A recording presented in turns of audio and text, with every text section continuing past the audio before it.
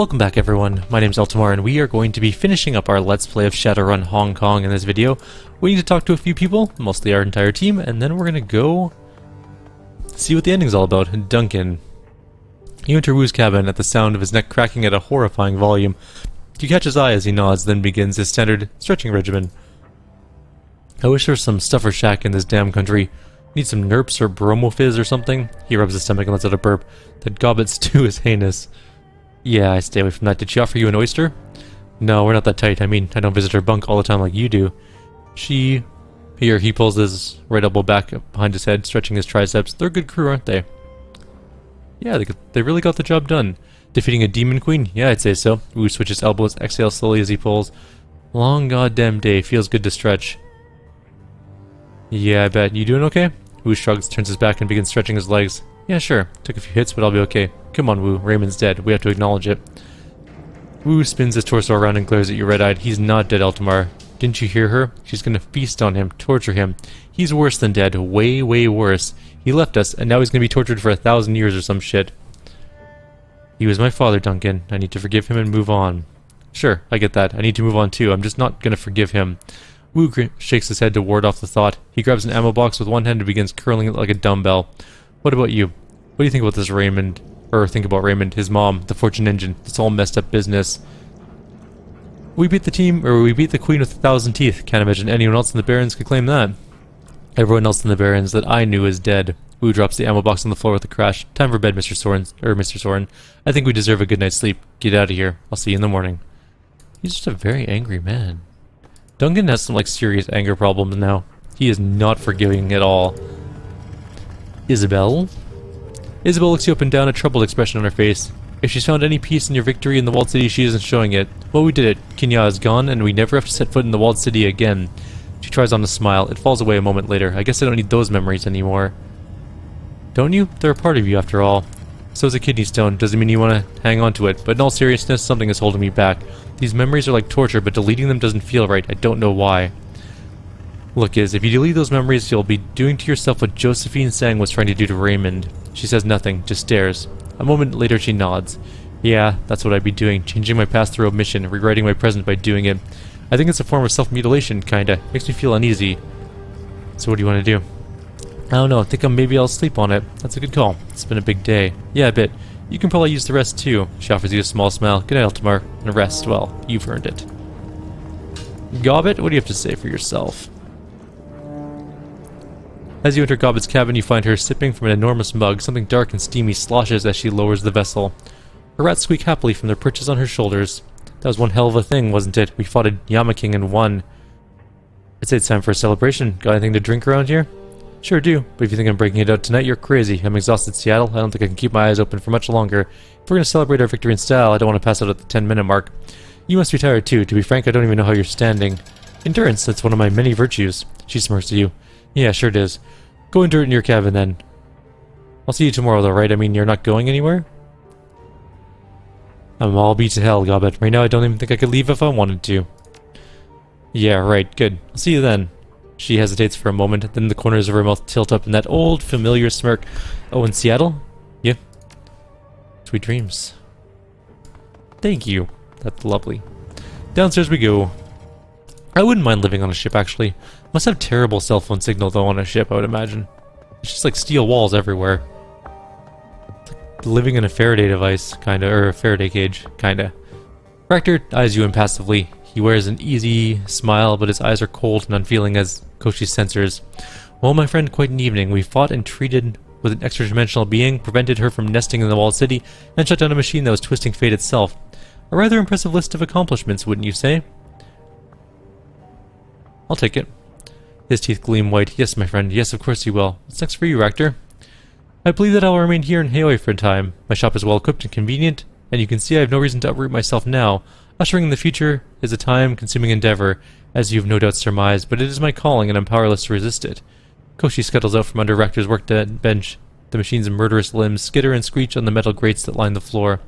Rector glances back towards his workshop. The automated tools that line the walls light up in response.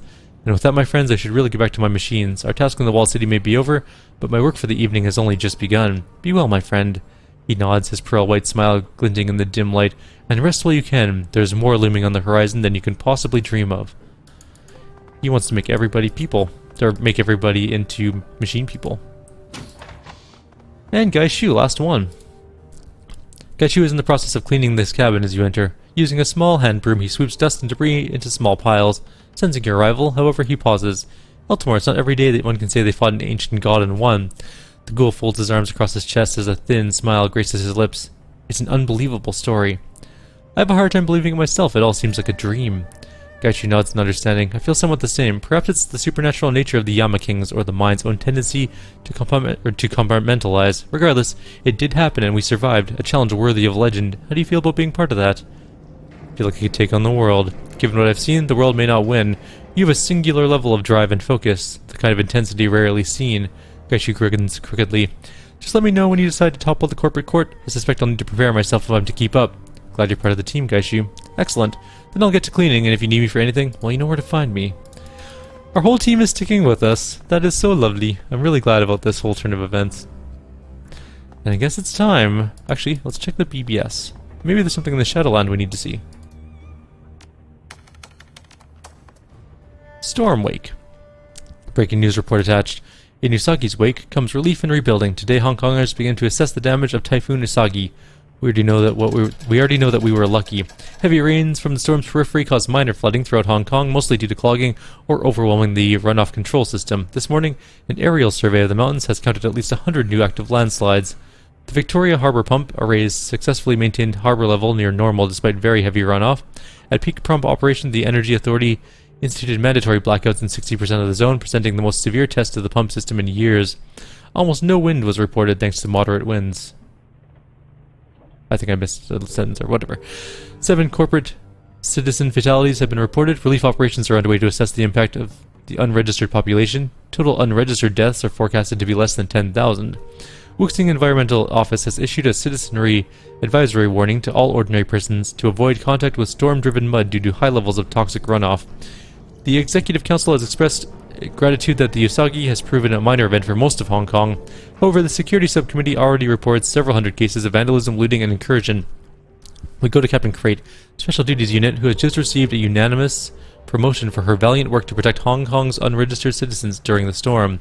Unfortunately, Hong Kongers know well the pattern of anarchist and criminal elements using natural disasters as an opportunity for exploitation. Joint Corporate and HKPF Special Duties teams today are fanning out through Hong Kong to bring these criminals to justice. I'm pleased to announce that the Security Commission has vowed to swiftly punish crimes which occurred during Usagi's passage. Any such crimes will be prosecuted as infractions of both zone security and of human rights. Cases will be tried before a special tribunal. Beyond the Free Enterprise Zone, extreme winds and major flooding are reported along the section of the coast where Usagi Center crossed ashore. States of emergency have been declared in Gonghaisen, Shenzhen, Pingshazen, Megaplex, and numerous coastal communities. There are unconfirmed reports of a major casualty incident on the exclusive island of Shengshuan Dao. Click on our PDA notifier for breaking news, updates on the story, including exclusive casualty footage. Brutal, there's a lot of hiding between the lines. I'd expect White Prism to be posting on this. White Prism and Amanita are currently whereabouts unknown. They vanished? They're dead? I don't know, get used to it. Over the next couple days we're going to find out a lot of people are missing. Holy hell. Not holy hell, typhoon season. Welcome to the cull. Chlorine gas spill in the WC. Meth factory accident during typhoon kills thousands in walled city. For real, this stuff's terrifying. Check this newscast out. An accident in an illegal crystal methamphetamine factory in the walled city slum sickened or killed thousands of people during the passage of Typhoon Usagi. The incident created a mass panic in the tightly confined labyrinth of buildings. The release is presumed to be related to typhoon damage. The hydrogen chloride gas was released from an industrial-scale super lab which was being operated by the so-called Yellow Lotus organized crime syndicate. The gas combines with moisture to produce hydrochloric acid, chemically burning the respiratory systems of those who breathe it. Death is typically by asphyxiation. A civil response team from Sang Mechanical Services responded to the event, destroying the factory and providing medical treatment to survivors. Sang has not yet released an official estimate of casualties. Sang CEO and well-known philanthropist Josephine Sang personally spoke at a press conference. As long as we allow socio-economic conditions to persist that trap millions of people in poverty, these events will continue to occur. The desperate choose paths of social and environmental crime because they have little practical choice. It is our duty as Hong Kongers to ultimately forge a better future for all of our residents. We are extraordinarily lucky this incident turned out as well as it did. First on our analysis panel, we go to our economic analyst, John... That's a weird name. Weird way of spelling Jonathan. Jonathan Chow. Dr. Chow is trapped at home by storm damage and joins us by audio only. Dr. Chow, are you there? Are you and your family alright? Yes, thank you. We're all fine. Although, let me tell you, my gardens will have their work cut out for them. Dr. Chow, getting down to business, what is your assessment of the announcement by Miss Sang? This is typical Josephine Sang antics. She's spending resources and risking the lives of a response team trying to help the very people who shelter and patronize this type of drug production. This week, it's methamphetamine lab. Next week, it'll be a BTL factory solvent spill. The week after that, more riots. When do we say enough is enough? Miss Sang should be exercising her fiduciary responsibility to her shareholders, not hand-wringing over people who won't help themselves. Damn. Grim. Do we have any paid out at a post? No. Not that that would matter at this point, I guess. Any new messages in our inbox? Nope. I guess that's it. Time to go to bed. See what the outro of the game is going to show us. See how we affected the world. Let's go to sleep and end the campaign. You drop your head onto the pillow and haul the rough naval blanket around you. The Kraken rocks like a cradle, and moments later you are wrapped in the comforting arms of sleep. There are no nightmares, only shadows. The story of the walled city riots circulates local news networks for nearly a week. Few outside of Hong Kong hear about the incident, and those that do, and of those who do, even fewer care. By the end of the month, the city is back to business as usual. In Hawaii, the flow of refugees eventually slows to a trickle. Those who do escape tell stories of a terrifying demon goddess, and of an old man who sacrificed his soul to banish her. Their bad ramblings are generally met with pity or contempt. After the incident in the walled city, the unbroken lucky streak that propelled Sang Mechanical Services into the limelight comes to an abrupt end. Evidence of Josephine Sang's culpability in the walled city riots, as well as delivered by a reliable source, is aired on the Horizon News Network, and the corporation's stock prices go into a free fall. Within a year, Wuxing Incorporated buys out, absorbs, and dismantles the company, and Josephine Sang is quietly filed away in a corporate prison. She remains there, buried behind the walls of concrete and rebar, until she hangs herself 3 months later. Hawaii remains a safe port of call for smugglers, gangers, and Shadowrunners alike. You are no exception. The Shadows here welcome you in a way that Seattle never did. You've earned the respect of your fixer, your clients, and your community. And now the APB on you and your team has been lifted by parties unknown. You are free to operate openly in Hong Kong. The place is yours now. Your home. And that's it. That's going to be the end of this particular series. I really enjoyed Shadowrun Hong Kong. I actually liked it more than Dragon... Oh, that's a tough call. Dragonfall and Hong Kong are very, very close in terms of like story, and I think I like Dragonfall more because I did not like the Matrix system in Hong Kong as much. So I'd say that Dragonfall is still my favorite, then Hong Kong, and then Shadowrun Returns. That's going to be it though. We are going to end this series like I ask at the end of every major series. If you like the content, please subscribe. Otherwise, I will see you in the next series. We are going to be doing a new Let's Play of Pathfinder Kingmaker. They've made a huge amount of changes apparently, and there is some DLC out for it, so we're going to go through the whole game again and see how it plays out now. Prior to the patches, it was a bit of a nightmare at the end, and I'm hoping they've fixed things up and tightened up the gameplay a little bit. We'll see.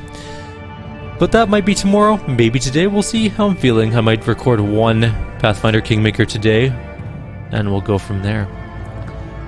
Well, I hope you enjoyed the series, guys, and have yourselves a wonderful day.